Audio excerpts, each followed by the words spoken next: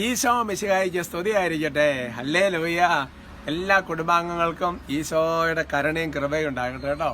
നോമ്പുകാലം നല്ല ഫലദായകമായി എടുക്കണം. കുഞ്ഞുങ്ങളെ ചെറിയ നോമ്പെടുക്കണം. മിഠായി, ഐസ്ക്രീം ഒക്കെ വേണ്ടാന്ന് വെക്കണം കേട്ടോ. 50 ദിവസത്തേക്ക്, ഇനി 49 ദിവസത്തേക്ക്.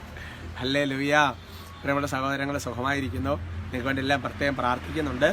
ഇന്ന് നമുക്ക് പ്രത്യേകിച്ച് ഒരു നന്മറിഞ്ഞ് ചൊല്ലി പ്രാർത്ഥിക്കുന്നത്, കുടുംബങ്ങളിൽ തീരെ സമാധാനമില്ലാതെ അസ്വസ്ഥപ്പെട്ടിരിക്കുന്ന കുടുംബങ്ങൾ, ഡിവോഴ്സിലേക്ക് പോകണമെന്ന് പറയുന്നവർ, അല്ല എന്നുണ്ടെങ്കിൽ ഒന്ന് പറഞ്ഞാൽ രണ്ടാമത്തിന് നീ പൊക്കോ, അല്ലെങ്കിൽ ഡിവോഴ്സ് അങ്ങനത്തെയൊക്കെ സംസാരിക്കുന്നവർ, അല്ലെങ്കിൽ മക്കളുടെ കാര്യത്തിൽ കെയർ ചെയ്യാത്തവർ, അങ്ങനെ പലതരത്തിൽ. അപ്പോൾ ഒരാൾ കിടന്ന് ഞെരുങ്ങാണ്. അങ്ങനെ കുടുംബങ്ങളിൽ സമാധാനമില്ലാതെ കിടന്ന് ഞെരുങ്ങുന്ന കുടുംബങ്ങൾക്ക് വേണ്ടി നമുക്ക് പ്രത്യേകമായിട്ട് പ്രാർത്ഥിക്കാം. നന്മറും ചൊല്ലി പ്രത്യേകമായിട്ട് പ്രാർത്ഥിക്കാം. നന്മ നിറഞ്ഞ മറിയമേ സ്വസ്തി, കർത്താവ് അങ്ങയോട് കൂടെ സ്ത്രീകളിൽ അങ്ങ് അനുഗ്രഹിക്കപ്പെട്ടവളാവുന്നു. അങ്ങയുടെ ഉദരത്തിൻ ഫലമായി ഈശോ അനുഗ്രഹിക്കപ്പെട്ടവനാവും. പരിശുദ്ധ മറിയമേ തമ്പുരാൻ്റെ അമ്മയെ, പാപികളായ ഞങ്ങൾക്ക് വേണ്ടി ഇപ്പോഴും ഞങ്ങളുടെ മരണസമയത്തും തമ്പുരാനോട് അപേക്ഷിച്ചു കൊള്ളണമേ. ആമേൻ. Praise the Lord. അപ്പോൾ നിങ്ങൾ ടോക്ക് കേട്ട് കഴിഞ്ഞിട്ട് ഇത് ഓർക്കുമ്പോഴെല്ലാം അടുത്ത ടോക്ക് വരെ ഈ ഒരു നിയോഗത്തിന് വേണ്ടി പ്രാർത്ഥിച്ചുകൊണ്ടിരിക്കണം കേട്ടോ. അങ്ങനെ ഒരു മധ്യസ്ഥ പ്രാർത്ഥന നമുക്ക് ഉയർത്തണം. ഹല്ലേലൂയ.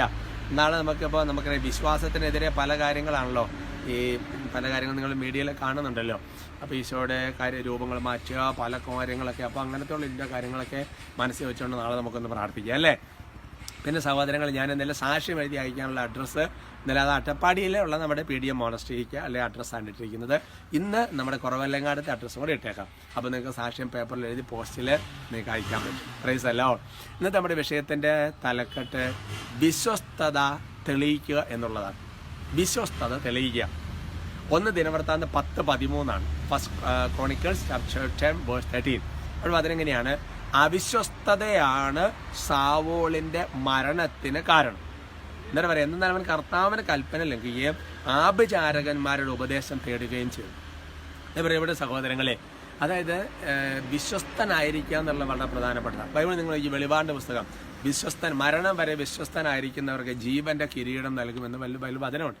എപ്പോഴും നമ്മളിപ്പോഴും ഒരു ഫെയ്ത്ത്ഫുൾനെസ് അല്ലേ, ഹോളിനെസ് എന്ന് പറഞ്ഞാൽ, അതായത് നമുക്ക് വിശ്വസ്തതയാണ് വിശുദ്ധി എന്ന് പറയാറുണ്ട്. വിശ്വസ്തത ദൈവത്തോട്, വചനത്തോട്, സഭയോട്, മാതാപിതാക്കന്മാരോട്, ജീവിത പങ്കാളിയോട്, മക്കളോട്, ഇല്ലേ, ജോലിയോട്, എല്ലാത്തിൻ്റെ വിശ്വസ്തത.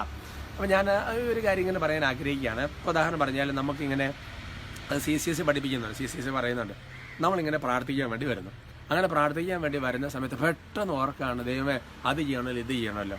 അപ്പോൾ CCSE പഠിപ്പിക്കുന്നത് എന്നറിയാവോ? നിന്റെ പ്രഥമ ശ്രദ്ധ പിടിച്ച് പറ്റാൻ സാധ്യതയുള്ള പല കാര്യങ്ങളുമായിട്ട് നീ പ്രാർത്ഥിക്കാൻ കയറുമ്പോൾ പിശാച് വരും. നിനക്ക് ദൈവത്തോടുള്ള ഉപരി വിശ്വസ്തത തെളിയിക്കാനുള്ള ഒരു അവസരമാണ്. ഇപ്പോൾ കൊന്തയില്ല നിങ്ങൾ തുടങ്ങുമ്പോഴത്തേക്ക് പെട്ടെന്ന് ഓർക്കും, ദൈവം വെള്ളം തിളപ്പിച്ചേക്കാം. അപ്പോൾ നീ ചെയ്യുന്ന കാര്യം എന്താണെന്നറിയാമോ? ദൈവത്തോട് അവരൊരു ഉപരി വിശ്വസ്തത തെളിയിക്കണം. അത് നമ്മുടെ ജീവിതത്തിൽ വിശ്വസ്തത തെളിയിക്കാനുള്ള അവസരങ്ങൾ ദൈവം തരുമ്പോൾ അതെല്ലാം നന്നായിട്ട് ഞാൻ വിശ്വസ്തനാണെന്ന് കാണിച്ചു കൊടുക്കും. കർത്താവ് ബൈബിളിൽ പറയുന്നുണ്ട്, ഞാൻ വിശ്വസ്തനാണെന്ന് അവർക്ക് കാണിച്ചു കൊടുക്കും. എന്ന് പറഞ്ഞാൽ ദൈവമേ ഞാൻ അങ്ങോട്ട് വിശ്വസ്തനാണ് നിങ്ങളെ പ്രകടിപ്പിക്കണം. ഹല്ലേലൂയ. ബൈബിൾ വായിക്കാൻ തോന്നുമ്പോഴത്തേക്കും പെട്ടെന്നൊന്ന് കടന്നേക്കാമെന്ന് തോന്നുന്നു അല്ലേ എന്ന് പറയുന്നത് പോലെയാണ്. പിന്നെ ആട്ടേന്ന് വെക്കാൻ തോന്നും. അപ്പോൾ അവിടെ വിശ്വസ്തത തെളിയിക്കണം കേട്ടോ. അങ്ങനെ വിശ്വസ്തത തെളിയിച്ച് മുന്നോട്ട് പോകണം. പക്ഷെ പ്രത്യേക അനുഗ്രഹിക്കട്ടെ. നമുക്ക് സ്തുതിക്കാം. ഈശോയെ ഞങ്ങളങ്ങനെ സ്തുതിക്കുന്നു, ആരാധിക്കുന്നു, നന്ദി പറയുന്നു, മഹത്വപ്പെടുത്തുന്നു. ഒറ്റ കുടുംബം ഒറ്റക്കെട്ടായി ഞങ്ങളങ്ങനെ ആരാധിക്കുന്നു. കർത്താവിൻ്റെ ആത്മാവേ, പരിശുദ്ധാത്മാവേ, ഈ ആശീർവാദത്തിൻ്റെ സമയത്ത് കുടുംബങ്ങളിലേക്ക് ദൈവത്തിൻ്റെ കരുണ ഒഴുകട്ടെ. കർത്താവ് കുടുംബങ്ങളെ ഭിന്നിപ്പിക്കുന്ന തരത്തിലുള്ള എല്ലാ ചിന്തഗതികളും വാദഗതികളും എല്ലാ തരത്തിലുള്ള അബദ്ധ പ്രിൻസിപ്പളും യേശു നാമത്തിൽ ബന്ധിക്കും വിട്ടുമാറട്ടെ. ഓ കർത്താവ്, കുടുംബങ്ങളുടെ സമാധാനം, ഐക്യം, സ്വസ്ഥത, സ്നേഹം, ക്ഷമ, ഇതെല്ലാം കുടുംബങ്ങൾ വന്ന് നിറയട്ടെ കർത്താവ്. ദൈവം അങ്ങനെ വേദനിക്കുന്നവരുടെ ആന്തരിക മുറകൾ ഉണങ്ങട്ടെ എന്ന് പ്രാർത്ഥിക്കുന്നു. ദൈവം ഇപ്പോൾ ആർക്കൊക്കെ വേണ്ടി പ്രാർത്ഥിച്ച് അവരുടെ മേലൊരു മാനസാന്തരത്തിന്റെ ചൈതന്യം നിറയട്ടെ കർത്താവ്. അവർ ഈ ടോക്ക് കേൾക്കുന്നില്ലെങ്കിലും ഈ ഒരു ചൈതന്യം അവരിൽ പ്രവേശിക്കട്ടെ കർത്താവ്. ദൈവമേ, ഓരോ കുടുംബങ്ങളെ ആശീർവദിക്കുന്ന കർത്താവ്. കുടുംബങ്ങളെ കർത്താവ് ഡിവോഴ്സിലേക്ക് എത്തിക്കുന്ന എല്ലാ ദുഷ്ടര്യങ്ങളും ബന്ധിക്കുന്ന കർത്താവ്. ഈശോയുടെ നാമത്തിൽ കുടുംബങ്ങളിൽ വലിയ സമാധാന സ്വസ്ഥത ഉണ്ടാകട്ടെ. വിശ്വാസം പ്രാർത്ഥനയും വർദ്ധിക്കട്ടെ. വിശ്വാസത്തെ തെളിയിക്കാൻ കിട്ടുന്ന അവസരങ്ങളെ തെളിയിക്കാൻ ഒരു കൃപയാക്കി മാറ്റണം, ഇപ്പോഴും എപ്പോഴും എന്നേക്കും. ആമേൻ.